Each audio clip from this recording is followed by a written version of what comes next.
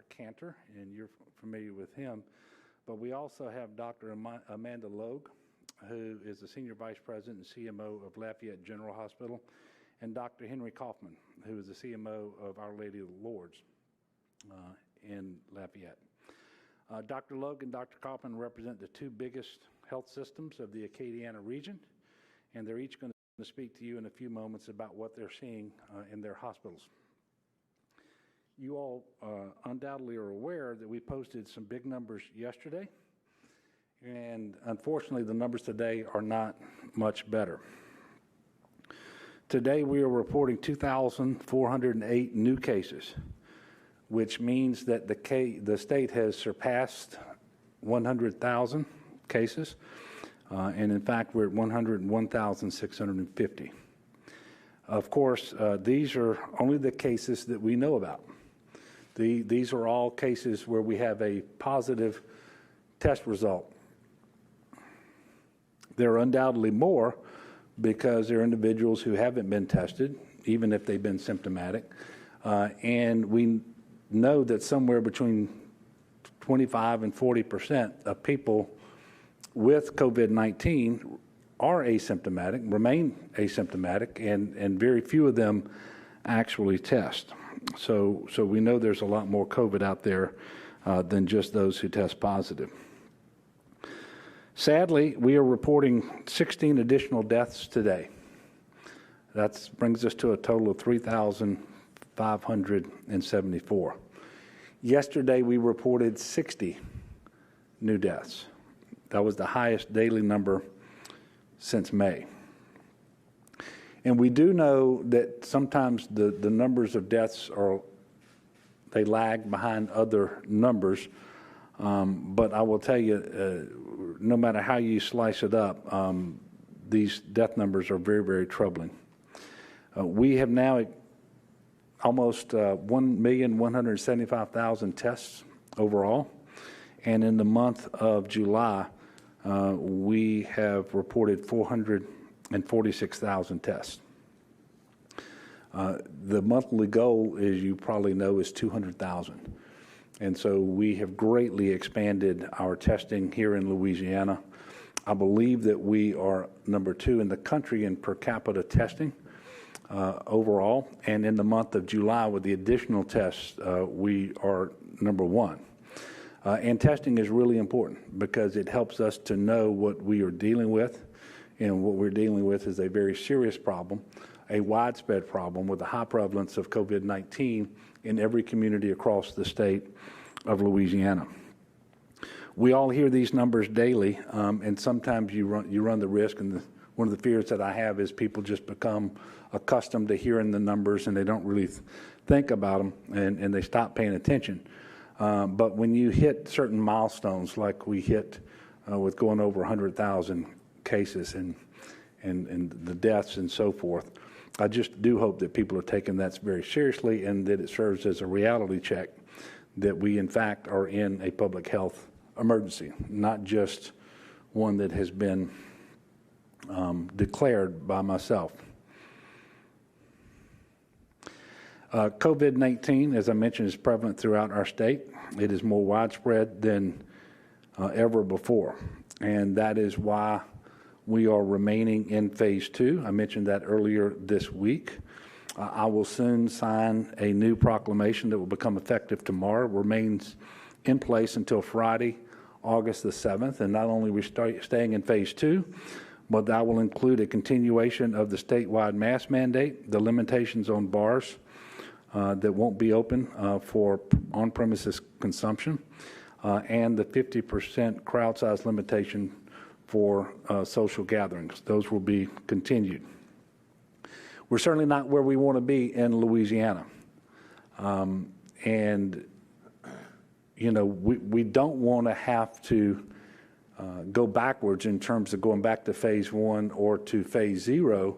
But what we cannot, absolutely cannot have happen here is that we lose our capacity to deliver life-saving health care in our hospitals. And that's why these mitigation measures are in place. That's why the restrictions that we have are in place. And we have every reason to believe based on experiences in other countries and modeling done here in Louisiana, that if we can get universal compliance with masking or other face coverings, social distancing, washing your hands, staying home when you're sick, just cut down on your travel, stay home more often, and so forth, that we can actually flatten the curve, get back on top of the numbers without having to go back into phase 1 or to phase 0. You will recall that when I first announced the statewide mask mandate on Saturday, the 11th of July, there were 3 parishes who met the criterion to opt out of the mandate. And that criterion is to not have a high incidence rate as defined by the CDC of COVID-19. And so any parish that was below 100 cases per 100,000 residents for the most recent 2-week period could opt out. As of LDH data that we have today, there are no parishes in the state of Louisiana who are in that category.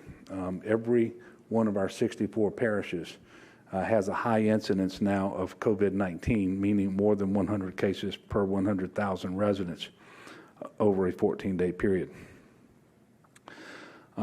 What worries me most is the toll that the latest resurgence has taken on our capacity to deliver health care, and the impact that that's having on our healthcare professionals, our doctors and nurses and respiratory therapists, and all the way down to EMTs and paramedics and everybody in between, all of whom have performed heroically now for many, many months. And this resurgence is taking a toll on our hospitals and on those individuals.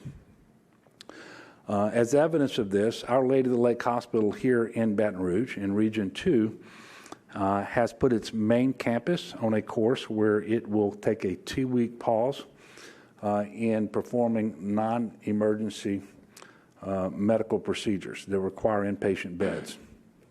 And that's to make sure that it has the beds that it will need for COVID-19 patients. And not just the beds, so that it will have the staff. And there are hospitals all across the state of Louisiana who are making these decisions, and I think you're going to hear more about that in just a moment. Hospitalizations are increasing all across the state of Louisiana. There's not a single one of our 9 regions where they're decreasing, but we are especially concerned today about regions 4, 5, and 6. 4 is the Lafayette area, 5 is the Lake Charles area, and 6 is the central Louisiana area around Alexandria. That is why we have the doctors here who are going to talk to you in just a moment. But because you've heard me and you've heard Dr. Cantor and you've heard Dr. BU, but we're concerned enough about what we're seeing. We've asked the chief medical officers of the 2 biggest health systems in Acadiana to come and explain what they're seeing on the ground at their hospitals. And so at this time, I'm going to ask them to come up and deliver their remarks, and we're going to start with Dr. Logue, and then Dr. Kaufman will come up after that, and they will be available for questions as well.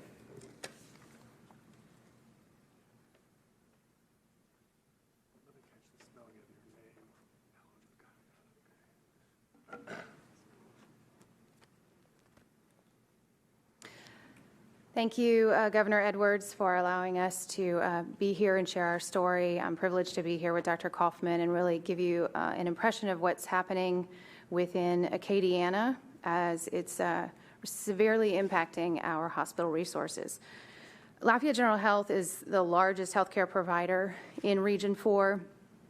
We're very accustomed to taking care of community patients throughout Acadiana, bringing them in, having them in our system, taking transfers.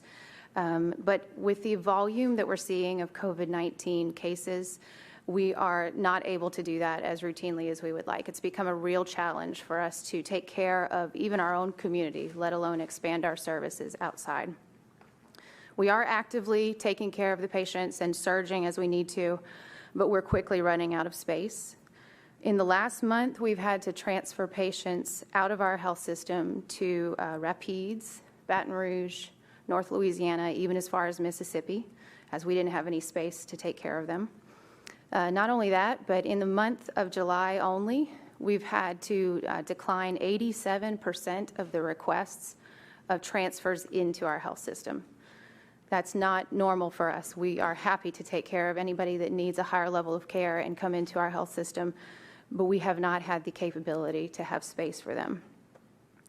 That being said, I want to be sure that if anybody needs emergency care, you need to come to the emergency room. We will take care of you. We will stabilize you. We will do everything that is needed, that is medically necessary for you. So I don't want anybody to be afraid that they can't come seek medical services because the hospital is too full. We are dedicated to taking care of you if you need us.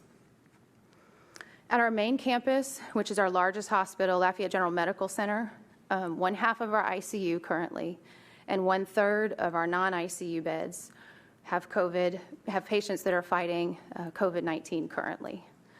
On May 27th, for a little perspective, we had 15 COVID-19 patients at LGMC, and yesterday morning we had 105.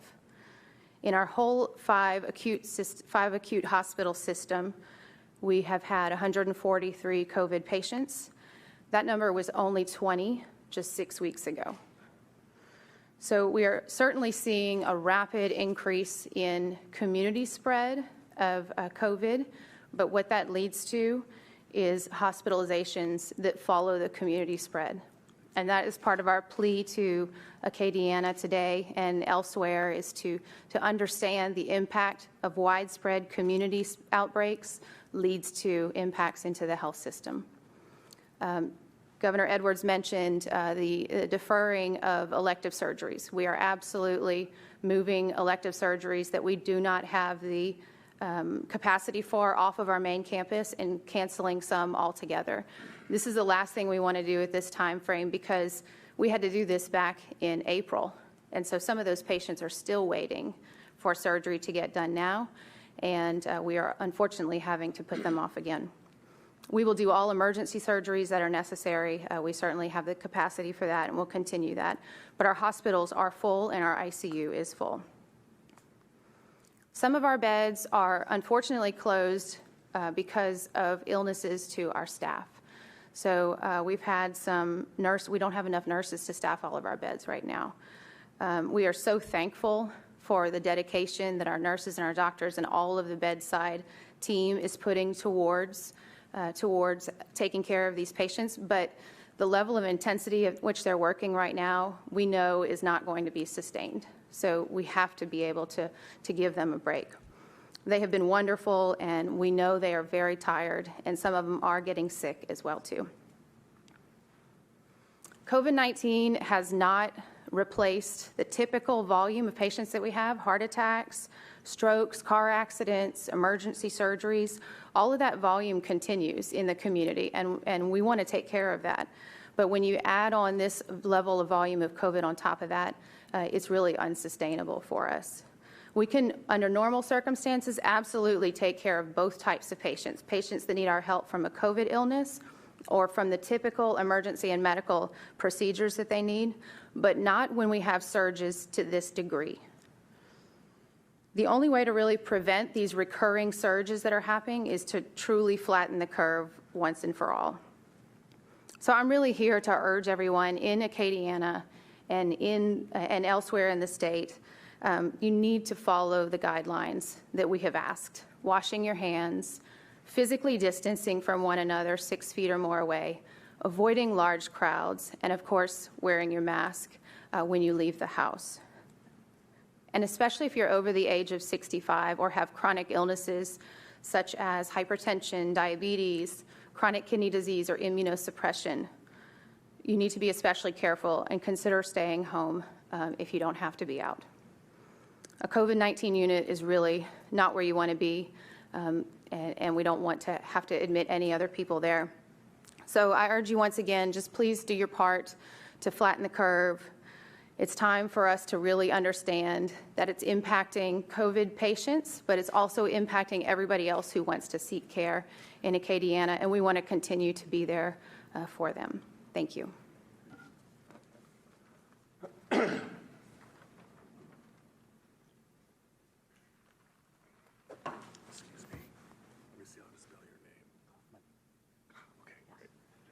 You're welcome.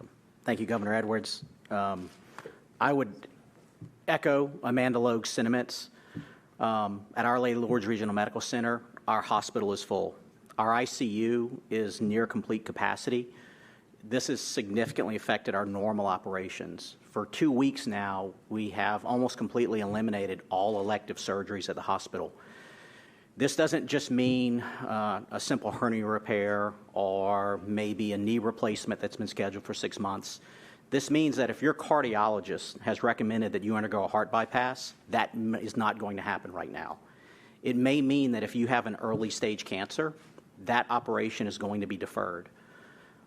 My other hat, my other job that I wear when I'm not in my administrative role as Chief Medical Officer is as a surgical oncologist administering to the people in our community. I am still dealing with the aftermath of people presenting with later stages of disease during our first wave of COVID cases where we had to delay elective surgeries to make room for our COVID patients. People were presenting with later stages of disease. I have women who weren't able to get their mammogram during the first wave and finally were able to get it and likely presented with a later stage of disease than they would have otherwise. In talking to my breast radiology colleagues, because of the changes that have occurred, we have hundreds, if not thousands, of women in the community who haven't been able to yet get their mammograms. I worry that there's a hidden impact of this disease on our citizens in our community, completely unrelated to COVID, that we haven't yet fully appreciated. It is a real and present danger, not only because of the primary effects of COVID and becoming sick, but also because of the secondary effects and how it affects our hospitals and our community.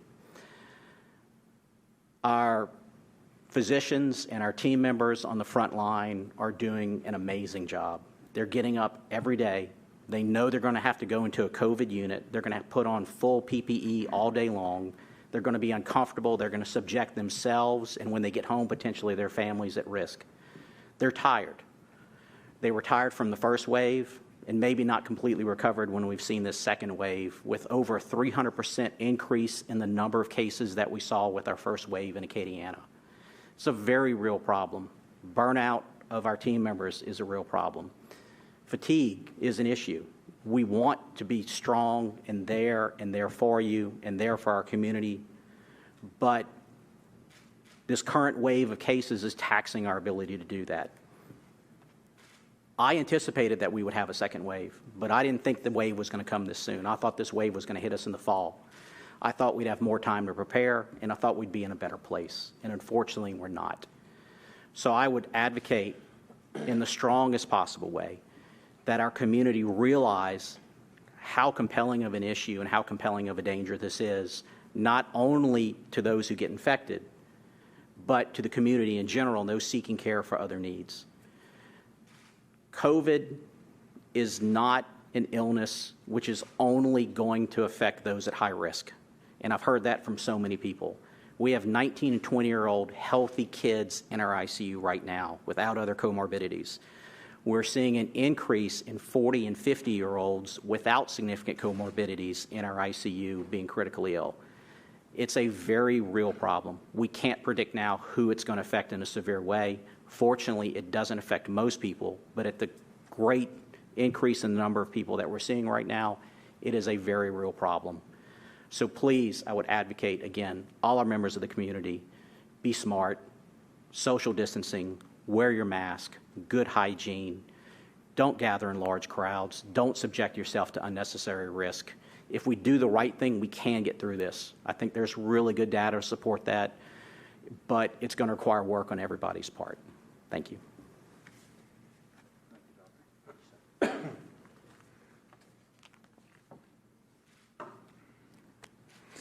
So thank you, Dr. Logan, Dr. Kaufman, and we appreciate you being here today. We appreciate your tireless efforts and that of all the healthcare workers around the state, all of whom are absolute heroes in our eyes. We're grateful for the work that you all do every day. I think this is a good time to let folks know, here in Baton Rouge especially, we've got a new surge testing site in downtown Baton Rouge at the Welcome Center here in the capital area. It is free. It's open today. It'll be open tomorrow, and it'll be open on Monday, the 27th, from 7:30 to 5:30 p.m. I especially encourage people who work downtown, including all of our state workers, to take advantage of this convenient testing opportunity. And I will remind you that you can test whether you have symptoms or not, whether you've been in contact with someone who has COVID-19 or not. I took advantage of this opportunity today on my way back to the Capitol from GOSEP.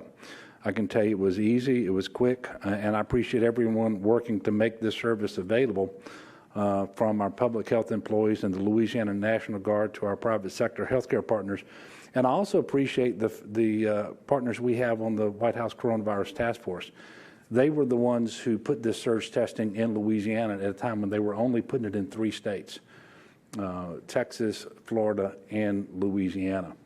And we are working now to establish an additional surge testing site in the New Orleans area, and I hope to have more information to you all on that in the very near future. You can pre-register. It's not necessary, but you can pre-register for a test at these surge sites, and you go to doineedacovid19test.com, doineedacovid19test.com. I just want to take a moment and do something that I really shouldn't have to do, but I think it's imperative. Unfortunately, it appears that there's a deliberate misinformation campaign claiming that the state's inflating cases by counting people multiple times if they take multiple tests, and that just isn't the case. As Dr. Bu mentioned the other day, a case refers to a specific individual, whether that individual tested positive once, twice, 3 times, or whatever. And so I don't want anybody to believe that the data is inaccurate or being manipulated, and it is grossly irresponsible for people to be spreading misinformation about that to try to minimize how serious this situation is. And we all know that if you have COVID-19 in your state, in your community, that's going to show up testing first, hospitalization second, and deaths third. There's no way the hospitalizations are going up and the deaths are going up and the cases aren't going up with them. It just doesn't make sense. And so we have some people out there who are being irresponsible, and so I'm asking them to stop, but nobody should be paying attention to what any of those individuals are saying. And I'm not telling you we are perfect, but I'm telling you we're working extremely hard. And we have put in multiple redundant systems to scrub the data and make sure that it's accurate and that it's timely. And we are sharing it with the public in a way so that we can be as transparent as possible.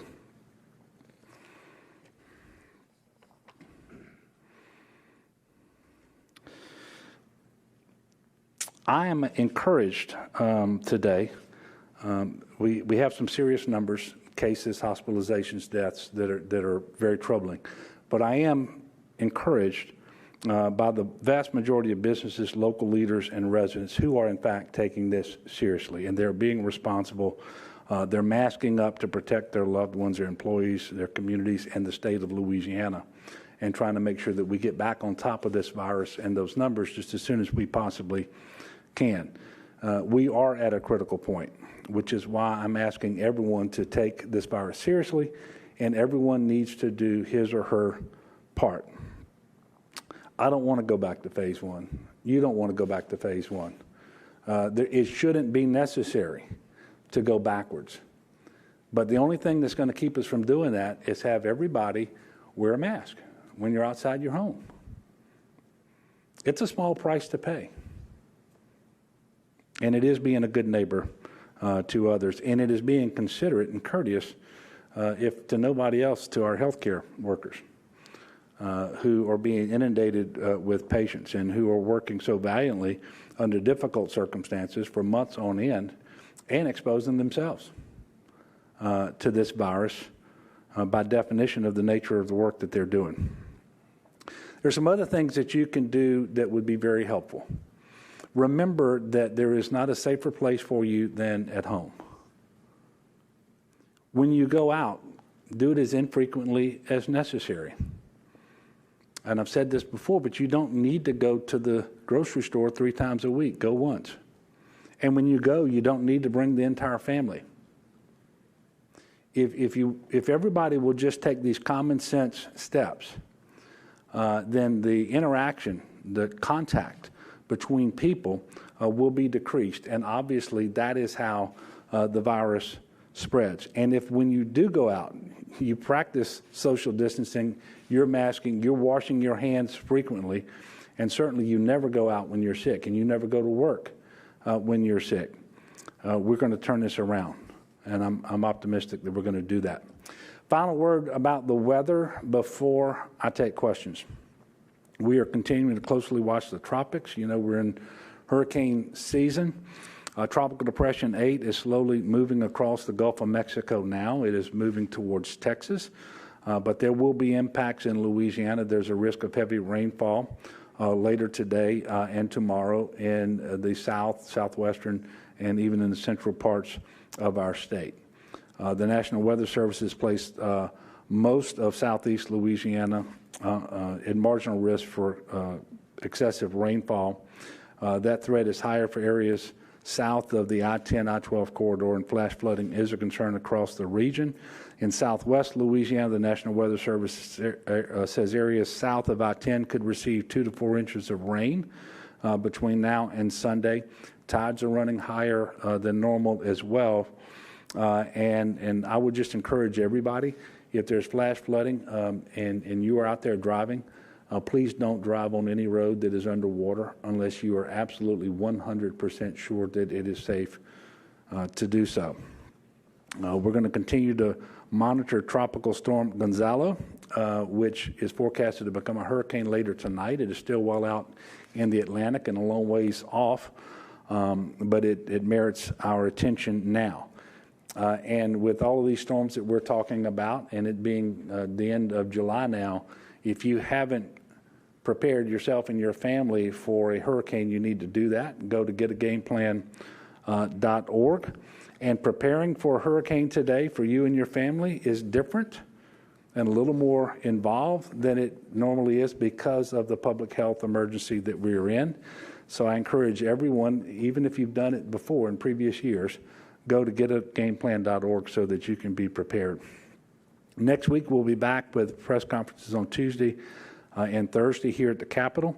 Obviously, if circumstances warrant, whether it's the weather, COVID-19, or anything else, we will let you know if we're going to schedule additional press briefings beyond those on Tuesday and Thursday. With that, I'm going to take your question and remind you we have Dr. Logue, Dr. Kaufman, and Dr. Cantor who are going to be able to take your questions as well. Yes, sir.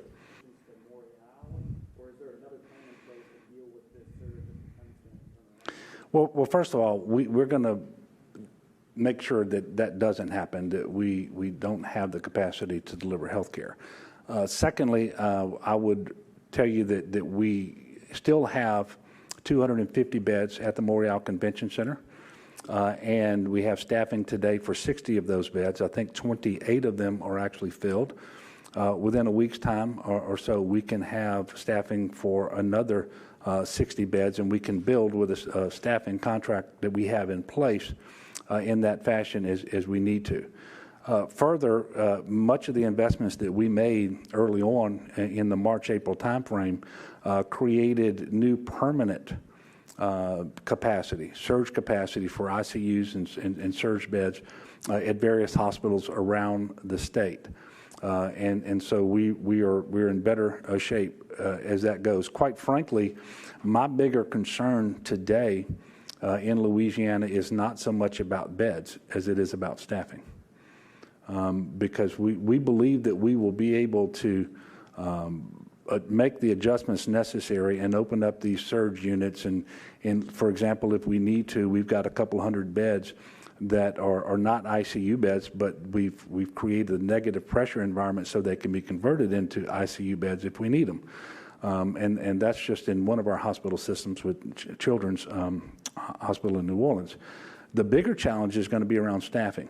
And the reason it's bigger this time. It's because just like COVID-19 and this surge that we're seeing in cases around the state is in all parts of the state. It's also happening in multiple parts of the country all at one time.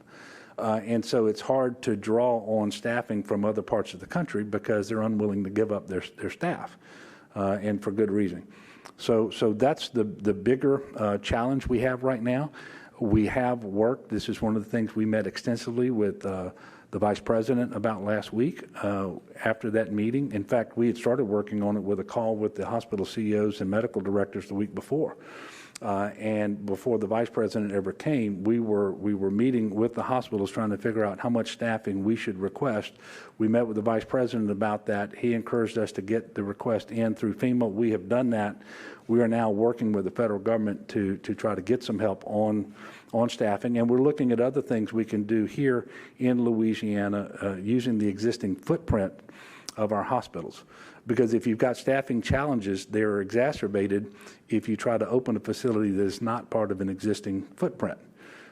We do have the Memorial Convention Centers we talked about, and right now we don't plan to create new facilities outside of our existing hospitals, but we are working to solve the staffing shortages that we see there.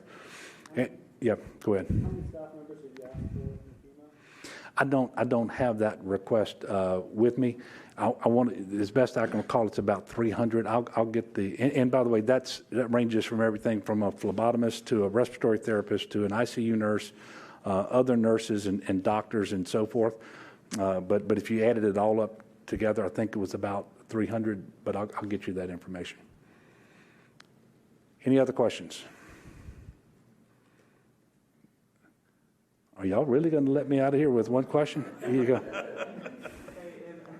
the last scenario, we've heard from so many of our viewers that they feel like in the Acadiana region, and Lafayette in particular, when it comes to enforcement of wearing a mask, that the local agencies and the parish government, that they're not doing their part to help enforce that.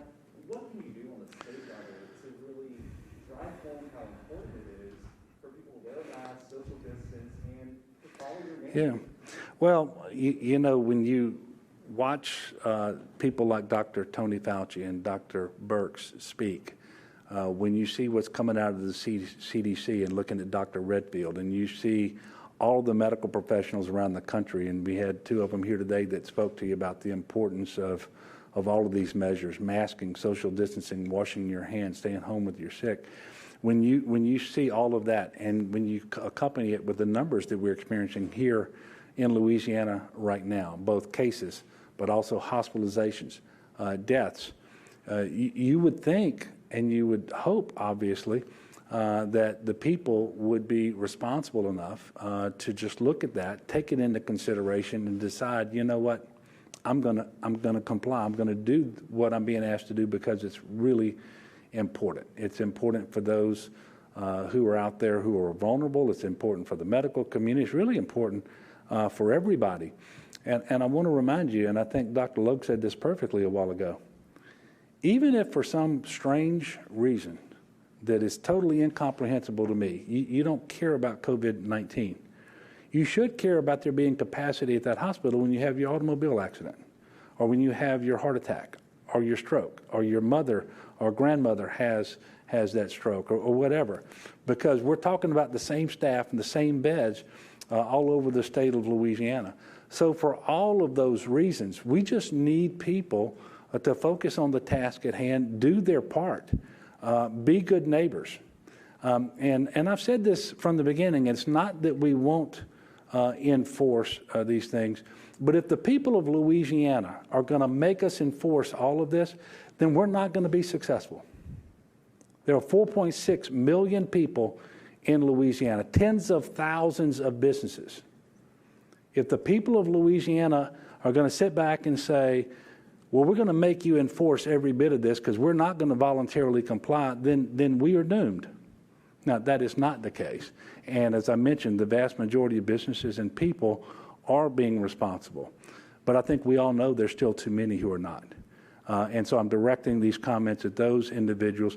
And look, if you want to be mad at me, be mad at me. if you want to disagree with me, disagree with me. But be mad at me and disagree with me with a mask on when you're outside your house.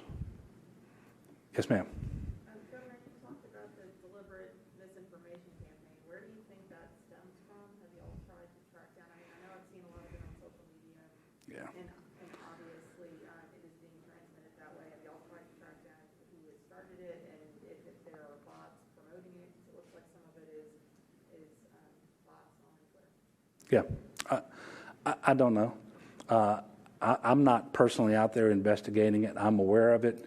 I'm trying to do what I can to make sure that nobody attaches any credibility to that. This is not just happening in Louisiana. I mean, look at California and Arizona and Texas and Florida and all the other states right now that are having this tremendous resurgence. Nobody's out there cooking the books.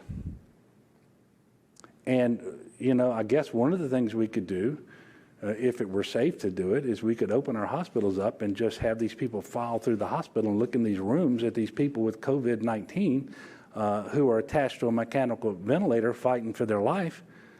They would know that that's not some sort of a hoax or some made-up number. It's just grossly reckless and irresponsible. And so I'm asking people not to do it, and I'm asking other people not to believe it. Yes, sir. In your latest mandate, we have that restriction in place on bars. Yes. When it comes to outbreak settings, is it surprising to see that bars are the #1 outbreak with the second highest number of cases? No, well, I can't say that I'm surprised because if you'll remember, bars were about the last things that were opened. And that's because we knew that the environment of a bar it's just very difficult to operate safely. And just the nature of what people do in bars. Unlike a restaurant where you might be intending to be there for 30 minutes, 45 minutes, for an hour, grab a meal, and leave, many people go to the bar intending to be there for several hours. They're going to have more than one drink. Their inhibitions are relaxed, and they might have had one mindset going in, and that mindset changes. And, you know, as I've said before, there's often music playing, and so if you want to be heard, you got to speak loudly. When you do that, you pull more air out of your lungs, and you're emitting more COVID-19 particles if you happen to have COVID-19. And then if you're on the receiving end of the conversation and you want to hear somebody, you get closer than you probably should be because you still have to overcome that same issue with the background noise. And it's just ultimately it's just a very difficult environment to do safely. You know, we were hopeful that with the restrictions we put in place that made them operate at a reduced capacity and telling the individuals had to remain seated and so forth. But it just, for the vast majority of bars out there, it just proved to be too much. And so that's why they're closed again. And by the way, that's not just here in Louisiana. That's a White House Coronavirus Task Force recommendation for our state and other states because they are seeing the same thing. And it's not just in the United States of America either. It's all over the world. And you can remember right after South Korea came out of their lockdown, within a couple of weeks, they had to shut every bar in Seoul down because they had a very similar experience. Yes, sir. I have a question for either one of the Well, whichever one of you feeling really good, come on up and answer the question. Yeah, Dr. Kaufman would be great. I'm wondering if you can talk about, so it seems like the staffing issue is really what, when you talk about healthcare capacity right now, I'm wondering if the Memorial Convention Center is a viable option for you to send patients from your hospital, or are there challenges? I know other hospitals have talked about challenges with the acuity level of these patients, shipping them on a 2-3 hour drive to New Orleans. But can you talk about whether that's an option, and if so, would you plan on doing that, or another route for shipping patients? So we have physical space. We have beds that are used during the day traditionally for outpatient surgeries, taking those patients in, seeing them. Those can be converted into hospital rooms. We have beds that are traditionally used for other purposes that we've now converted to rooms. What our problem is as we're seeing an increasing number of transmissible cases in the community, we're seeing our nurses get infected from community spread. Our nurses, our CNAs, our care providers, and some of our physicians. When a nurse becomes infected, the quickest she or he is going to return to work is about 10 days. And on average, it's a little bit longer than that. As a result, there's a huge pool of nurses that we have out right now. That puts a strain on the nurses that are currently there. It puts a strain on staffing in the hospital. And the one thing that is actively going on during the day is looking at where the patients are, what our staffing for our next shift is, and how we're going to accommodate that. So far, it's working out. But our nurses, our team members are tired. The problem is not having physical space, like needing somewhere like the Memorial Convention Center necessarily. It's having enough people in our community to staff those beds to keep our nurses healthy. One way that you keep from getting COVID is that you stay active and healthy and take care of yourself, and that you're well rested and that your immune system's working well. The nurses and the physicians and our staff members taking care of these people are tired, and they're not taking as good a care of themselves as they need, and that's a vicious cycle. And so to reiterate, the physical space is there. The problem is staffing. Everybody's looking for staff right now. We're not quite at the point of reaching out to non-traditional areas for staffing, but it's at least been discussed and talked about calling in maybe some of our retired nurses, maybe some of our nurses who have gone on to other careers who still hold their nursing license.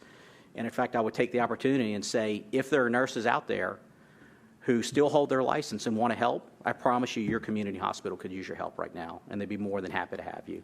And your colleagues would be more than happy to have you as well. Yes, sir. I know, the governor had mentioned how this is such a nationwide problem, so it would be a challenge to pull nurses from other states. But do you foresee that being an option for you all at Our Lady of Lourdes or even Lafayette General Health to reach out to try and attract some people from out of state to help out? Right. So one of the first things that we've all done is contact local staffing agencies, but which is a traditional way of flexing up your staffing in the hospital. There just aren't a lot of people available right now. Everybody who's employable is employed. Everybody across the country is seeking using nursing right now. So there haven't been many stones that have been unturned in regards to how do we build up that nursing pool. And so, yes, we have considered all those.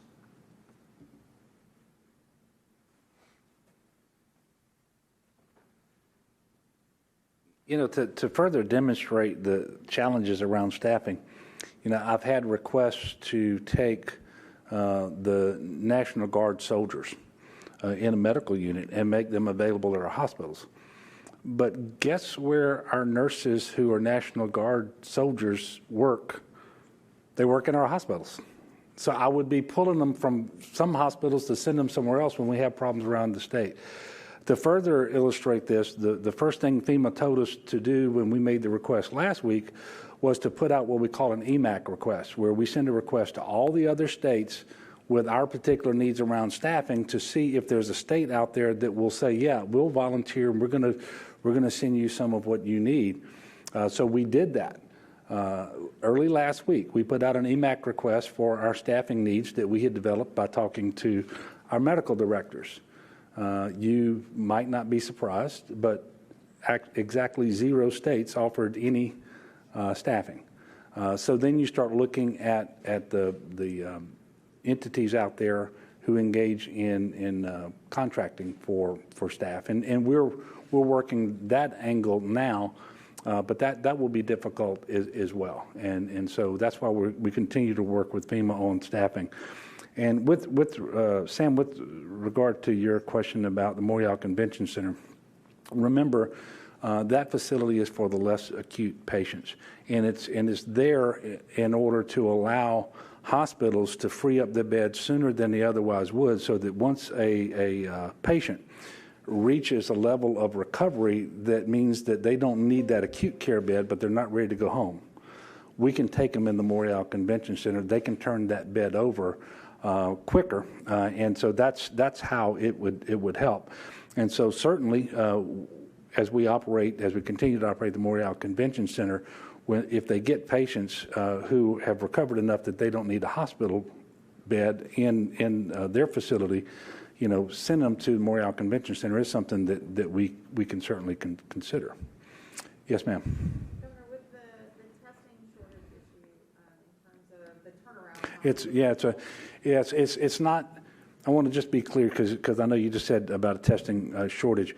We're doing an extraordinary number of tests, and we're not short on the collection kits, the swab and the viral transport medium. That's where we were a couple of months ago.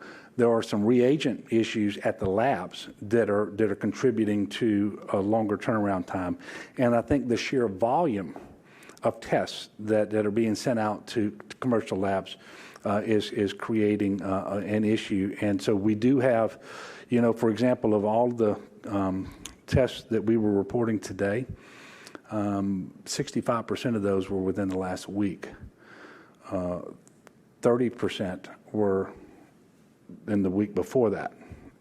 So that gives you an idea of the percentage of tests and how they are. And by the way, this greatly impacts our ability to fight COVID-19, because if someone waits 7-10 days to find out that they're positive, if they didn't know that they were positive and curtail their activities and isolate, even if they were asymptomatic or barely symptomatic, we know they're contagious and they're out there spreading that disease. The other thing that happens is if it takes too long to get a test result back, the contact tracing is very hard, because we want to be able to catch people early. And so the turnaround time at the labs is what the challenge is presently. It's not the number of tests that we're doing so much or the actual testing supplies. Well, and that's what I was going to ask in terms of the turnaround time. Is that creating any problems with the ability to continually test residents and staff at nursing homes and isolate people as needed in congregate settings? Yeah, well, obviously, you want the shortest possible turnaround time everywhere. That includes in the congregate settings. We are testing every 2 weeks, 100% of our residents and staff at our nursing homes, including our war veterans homes. And we are seeing some delays in getting those test results back. And anytime you see that, it does interfere with your ability to quickly get on top of a situation and make sure that you are quarantining or a particular patient, if it's a patient, or moving them to that part of the facility that is housing only COVID patients as a way to promote safety and minimize the spread and so forth. But it's also true for the staff member. And remember, the staff member's going home at night. And interacting with his or her family as well. So that is an issue. It's one of the reasons why we are very interested in the proposal that Admiral Giroir mentioned last week on his visit here, and that is that over the next number of weeks, and I really don't know whether we're talking 8 weeks, 12 weeks, whatever it's going to be, the goal is for the federal government to send a point-of-care test machine to every nursing home in the country, including those here in Louisiana, and they're going to prioritize those that are in communities that are particularly in hotspots. And so I think we're starting to see those machines arrive, those testing machines arrive in very small numbers this week, and that's going to continue. But these are point-of-care tests so that the test can be administered, the results will be known within 24 hours at the home. Now, that sounds too good to be true, and so we got to make sure that the machines come and that we have all the necessary testing materials that we need to make them work and so forth. But we're excited about the opportunity we're going to have to do that. Yes, sir. Governor, a viewer reached out to me just a minute ago and asked if you could explain your reasoning behind keeping casinos open at this time. Yes, so we have, I'm not going to tell you we haven't experienced any issues at casinos, but I can tell you that overall they have been few in number and much more easily remedied because you only have a very small number of them operating. Secondly, it's the most regulated business environment in the state of Louisiana. And so when you go in there and you tell them, look, you're not supposed to have these two machines, gaming stations operating simultaneously if they're contiguous to one another. As soon as you point those things out, the corrections get made. And we know that they have been very responsive to any remedial measures that we tell them that they need to take and so forth. And so that's why they are open. We believe that they can safely operate at the levels of occupancy and gaming positions that we have prescribed, and with all of the different precautionary measures that they are taking, many of which were required of them. Others, they've stepped up and said, we're going to go beyond that and actually do more. So that's why they are open. We want as much of our economy open as possible, consistent with public safety and the health of our people. So where we can operate a business safely, we want to do that. And I will just tell you that under the limitations and restrictions, the protocols we have in place with casinos, they can operate safely. Thank you very much again for covering this afternoon. I do want to encourage the people of Louisiana. I want to remind you, we've been in a very bad place before with COVID-19. We're in a very difficult place now, but we flattened the curve once before. We can do it again, and we can do it without going back to a shelter at home. We can do it without going back to phase one, but it really is going to take everybody. And so if you want as many businesses open as possible, with as few restrictions as possible, if you want as many employees back at work as possible and be free to go out and shop, that day will come sooner. And there will be less cases, less hospitalizations, and less deaths between now and then if we will all do our part. And so again, I'm encouraging you, please wear your mask. Social distance. Make sure you stay home when you're sick. Wash your hands frequently. All of those things. And please watch out for those out there who are the most vulnerable. And for everyone, the safest place to be is at home. And for those who are most vulnerable to this disease, that is especially true. And let's remember to lift one another up in prayer. Let's be thankful for the blessings we have. And sometimes it's hard to do that when you're so focused on the challenges that you see in front of you, and it's hard to lose sight of the blessings. But we had a couple doctors here today to speak that represent the entire medical community, and they certainly have been a blessing to us here in Louisiana and will continue to be. So let's, if nothing else, be thankful for them. And I will see you back here on Tuesday. Have a good weekend, everybody. Have a safe weekend, everybody. God bless.